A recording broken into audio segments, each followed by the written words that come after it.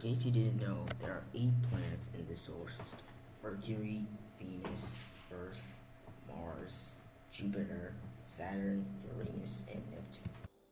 But there's a ninth planet, or at least there was. Meet Pluto, the smallest planet before it was deemed a dwarf planet in 2006. Obviously, everyone knows Pluto as a planet that was too small to be considered a planet. But that's actually not the reason Pluto was demoted. Actually, Pluto could have stayed a planet despite its size.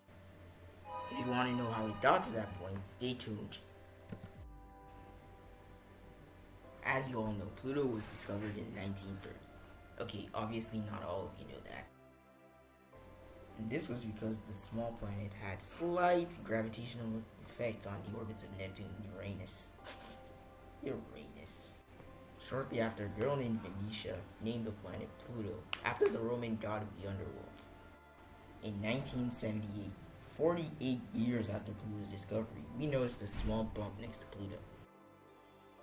After looking closely, we noticed that this so-called bump was actually a moon orbiting Pluto. This moon was about half of Pluto's size and was later named Charon, the first moon of Pluto to be discovered. Although Charon's gravitational effect on Pluto was so strong that Pluto also seemed to be orbiting Charon. So the two were seen as binary planets rather than a planet and a moon. So after all that, Pluto's life as a planet continued as normal until Eris was discovered. By the way, Eris is a planet about the size of Pluto but 30% more massive. Essentially a smaller, heavier, denser Pluto. Astronomers wondered if they should add Eris to the planet list or just not talk about it at all. At first they were going to choose the latter, but then more planets were discovered, like Haumea, Makemake, Clear, and this one with this name. This left the International Astronomical Union, or the IAU, with some critical decisions.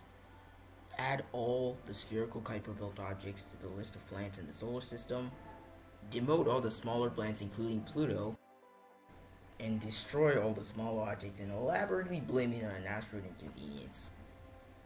I was kidding about that last one. But scientists realized that there was one thing in common that every single planet the Kuiper belt had.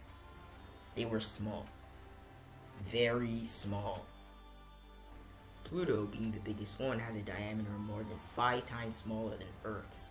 So in 2006, it was made official that Pluto was no longer a planet, but rather dwarf planets. This category was made by adding 3 rules that must be followed to be considered a planet. They are: the object must orbit a star, nothing else, not a planet, not an asteroid, or anything else like that. The object must be massive enough for its own gravity to crush it into a sphere. And finally, the object must have a stable orbit that's been cleared of any other objects whatsoever.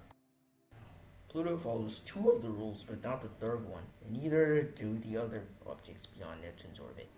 So the number of solar planets stays 8. For now.